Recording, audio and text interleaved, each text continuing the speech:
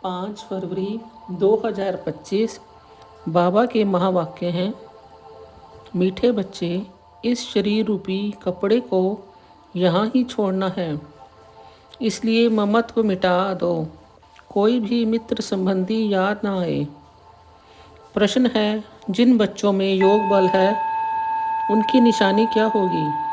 उत्तर, उन्हें किसी भी बात में थोड़ा भी धक्का नहीं आएगा, कहीं भी लगाव नहीं होगा। समझो आज किसी ने शरीर छोड़ा तो दुख नहीं हो सकता, क्योंकि जानते हैं इनका ड्रामा में इतना ही पार्ट था। आत्मा एक शरीर छोड़ दूसरा शरीर लेगी। ओम शांति। यह ज्ञान बड़ा गुप्त है, इसमें नमस्ते भी नहीं करनी पड़ती। दुनिया में नमस्ते अथवा राम राम आदि कहते हैं।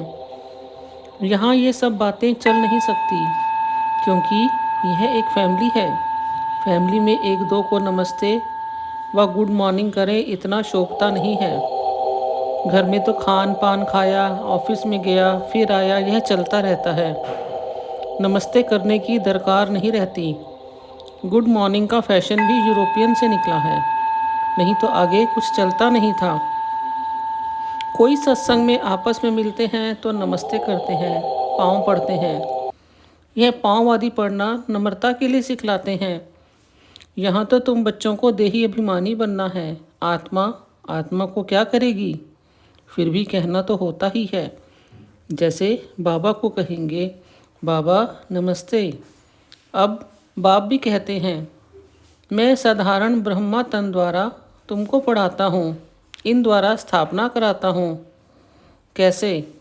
सो तो जब बाप सम्मुख हो तब समझावे, नहीं तो कोई कैसे समझे।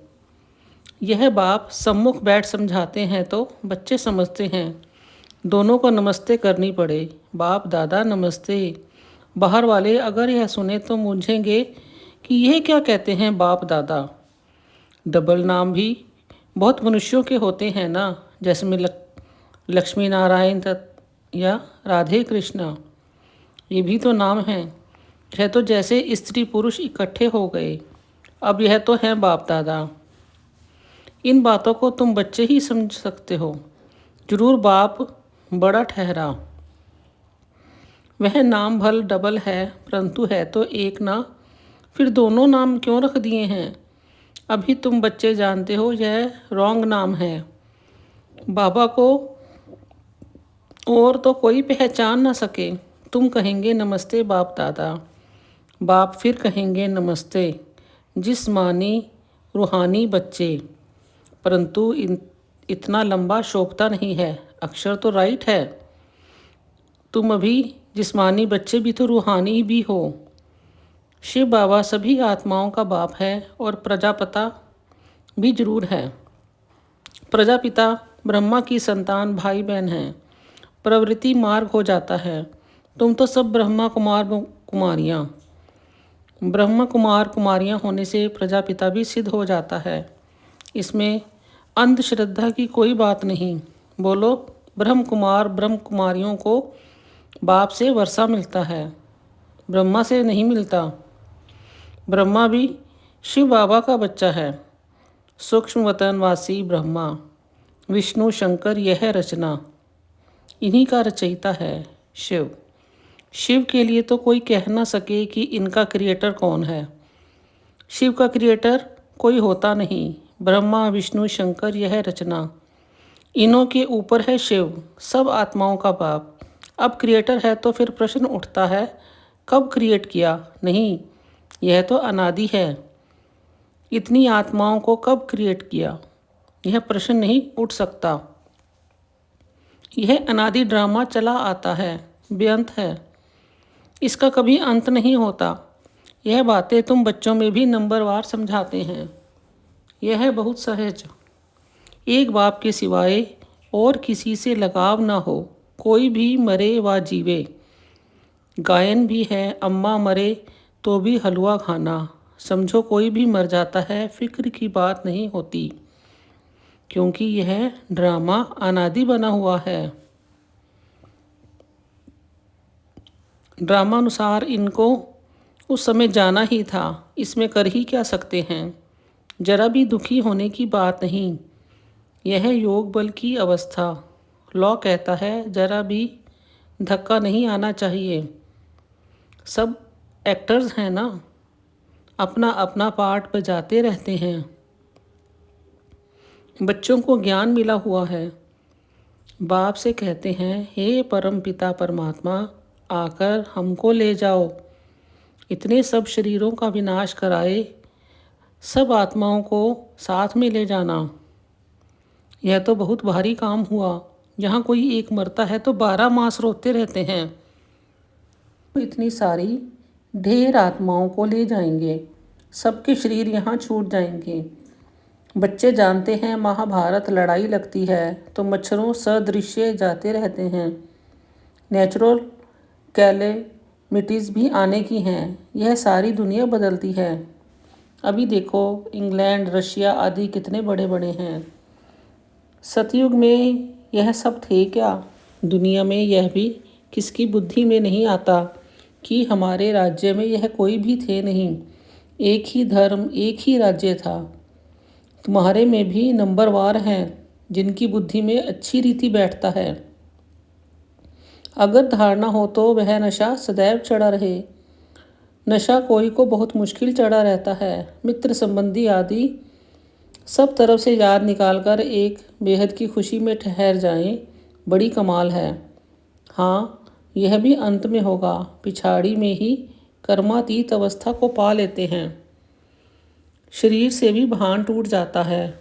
बस अभी हम जाते हैं, यह जैसे कॉमन हो जाएगा, जैसे नाटक वाले पार्ट बजाए फिर जाते हैं घर। यह देह रूपी कपड़ा तो तुमको यहाँ ही छोड़ना है। यह कपड़े यहाँ ही लेते हैं, यहाँ ही छोड़ते हैं। यह सब नई बातें तुम्हारी बुद्धि में हैं और किसकी बुद्धि में नहीं। अल्फ और बे। अल्फ है सबसे ऊपर में, कहते भी हैं ब्रह्मा द्वारा स्थापना, शंकर द्वारा विनाश, विष्णु द्वारा पालना। अच्छा, बाकी शिव का काम क्या है? ऊंच ते ऊंच शिव बाबा को कोई भी जानते नहीं, कह देते वह तो सर्वव्यापी है। यह सब उनके ही रूप हैं। सारी दुनिया की बुद्धि में यह पक्का हो गया है, इसलिए सब तमो प्रधान बने हैं। बाप कहते हैं सारी दुनिया दुर्गति को पाई हुई है, फिर हम ही आकर सबको सद्गति देते हैं। अगर सर्वव्यापी हैं तो क्या सब भगवान ही भगवान हैं? एक तरफ कहते हैं ऑल ब्रदर्स, फिर कह देते हैं ऑल फादर्स। समझते नहीं हैं। अब तुम बच्चों को बेहद का बाप कहते हैं। बच्चे मुझे याद करो तो तुम्हारे विकर्म विनाश होंगे। तुम्हें इस दादा को व मम्मा को भी याद नहीं करना है। बाप तो कहते हैं ना कि मम्मा ना बाबा, कोई की महिमा कुछ भी नहीं। शिव बाबा ना होता तो यह ब्रह्मा भी क्या करता। इनको याद करने से क्या होगा? हाँ, तुम जानते हो, इन द्वारा हम बाप से वर्षा ले रहे हैं, इनसे नहीं। यह भी उनसे वर्षा लेते हैं तो याद उनको करना है। यह तो बीच में दलाल हैं। बच्चे और बच्ची की सगाई होती है तब याद तो एक दूसरे को करेंगे ना। शादी कराने वाला तो बीच में दलाल ठहरा। इन द्वारा बाप तुम आत्माओं की सगाई अपने साथ कराते हैं। इसलिए गायन भी है, सतगुरु मिला दलाल के रूप में। सतगुरु कोई दलाल नहीं है, सतगुरु तो निराकार है। भल गुरु ब्रह्मा गुरु विष्णु कहते हैं, परंतु यह कोई गुरु है नहीं। सतगुरु एक बाप ही है जो सर्व की सद्गति करते हैं। बाप ने तुमको सिखाया है, तब तुम औरों को भी रास्ता बताते हो और सबको कहते हो कि देखते हुए भी नहीं देखो। बुद्धि शिव बाबा से लगी रहे। इन आँखों से जो कुछ देखते हो कब्र दाखिल होना है।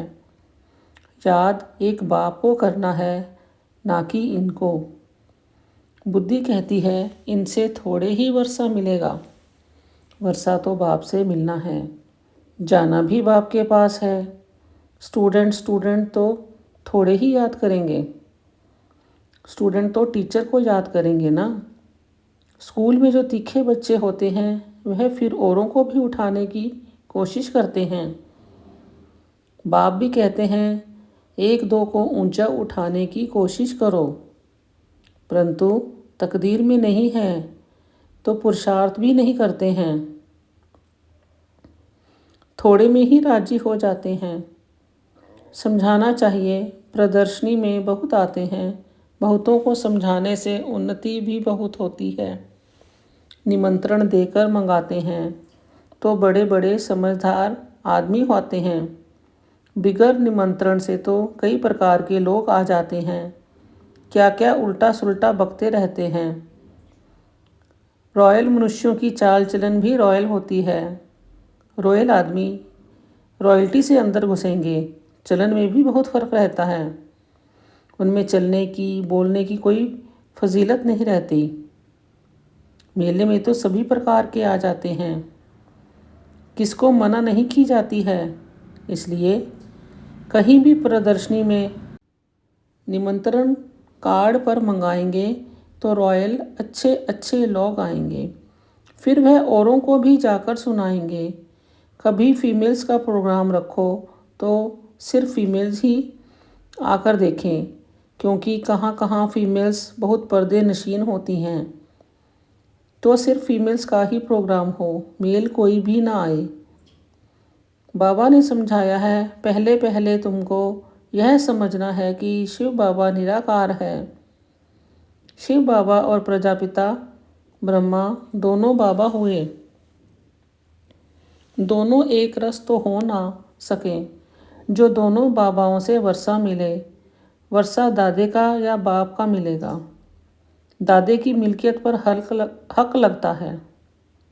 भल कैसा भी कपूत बच्चा होगा तो भी दादे का वर्षा मिल ही जाएगा। यह यहाँ का कायदा है।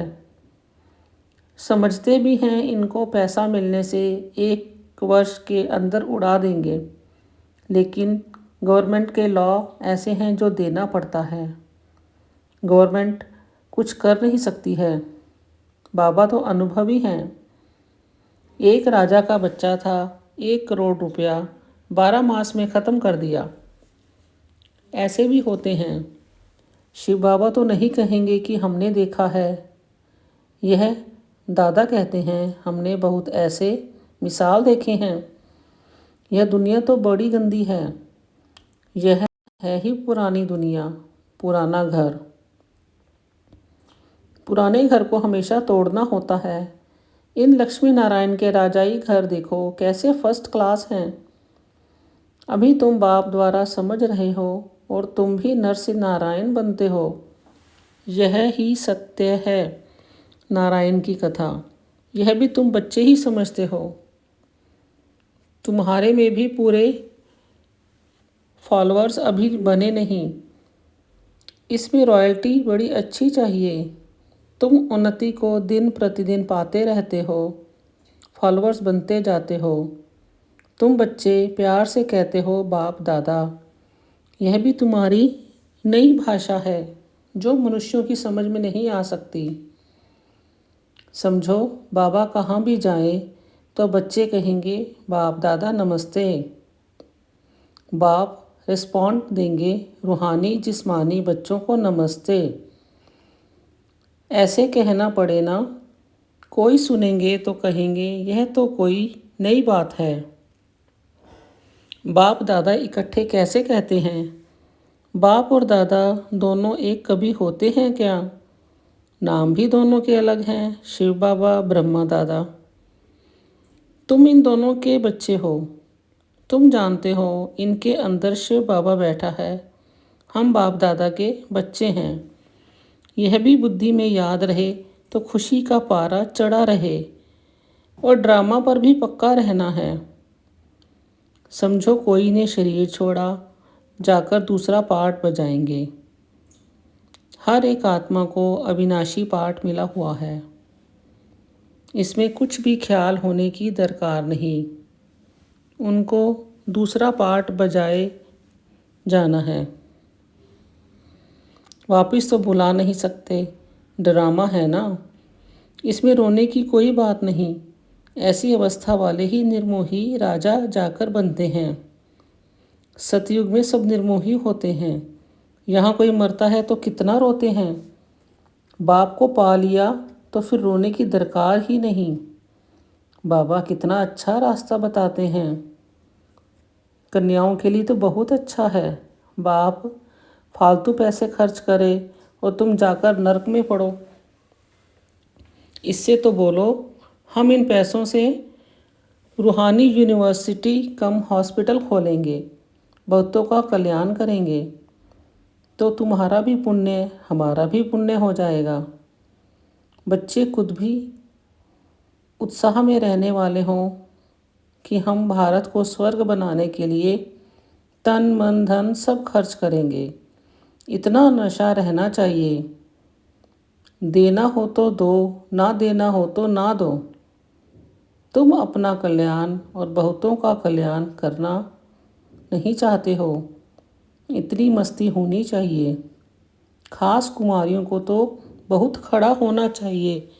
अच्छा, मीठे मीठे सिकिले दे बच्चों प्रति माता पिता बाप दादा का याद प्यार और गुड मॉर्निंग। रूहानी बाप की रूहानी बच्चों को नमस्ते। धारणा के लिए मुख्य सार है, अपनी चाल चलन बहुत रॉयल रखनी है, बहुत फजीलत से बातचीत करनी है, नम्रता का गुण धारण करना है। इन आँखों से जो कुछ दिखाई देता है यह सब कब्र दाखिल होना है, इसलिए इसको देखते भी नहीं देखना है। एक शिव बाबा को ही याद करना है, किसी देहधारी को नहीं। वरदान, मास्टर ज्ञान सागर बन, गुड़ियों का खेल समाप्त करने वाले, स्मृति सो समर्थ स्वरूप भव। मास्टर ज्ञान सागर बन, गुड़ियों का खेल समाप्त करने वाले, स्मृति सो समर्थ स्वरूप भव। जैसे भक्ति मार्ग में मूर्ति बनाकर पूजा आदि करते हैं, फिर उन्हें डुबो देते हैं, तो आप जैसे गुड़ियों की पूजा कहते हो, ऐसे आपके सामने भी जब कोई निर्जीव असार बातें ईर्ष्या अनुमान आवेश आदि की आती हैं और आप उनका विस्तार कर अनुभव करते या कराते हो कि यही सत्य है, तो यह भी जैसे उनमें प्राण भर देते हो। फिर उन्हें ज्ञान सागर बाप की याद से बीती सो बीती कर स्व उन्नति की लहरों में डुबोते भी हो। लेकिन इसमें भी टाइम तो वेस्ट जाता है ना। इसलिए पहले से ही मास्टर ज्ञान सागर बन, स्मृति सो समर्थी भव के वरदान से इन गुड़ियों के खेल को समाप्त करो। स्लोगन, जो समय पर सहयोगी बनते हैं उन्हें एक का पदम गुना फल मिल जाता है। जो समय पर सहयोगी बनते हैं उन्हें एक का पदम गुना फल मिल जाता है। बाबा के अव्यक्त इशारे, एकांत प्रिय बनो, एकता और एकाग्रता को अपनाओ। जो भी राजनेताएं व धर्म नेताएं हैं उन्हीं को पवित्रता और एकता का अनुभव कराओ। इसी के कमी के कारण दोनों सत्ताएं कमज़ोर हैं। धर्म सत्ता को धर्म सत्ताहीन बनाने का विशेष तरीका है पवित्रता को सिद्ध करना और राज्य सत्ता वालों के आगे एकता को सिद्ध करना। ये थे आज के बाबा के महावाक्य मुरली का विश्लेषण। ओम शांति बाबा, ओम शांति।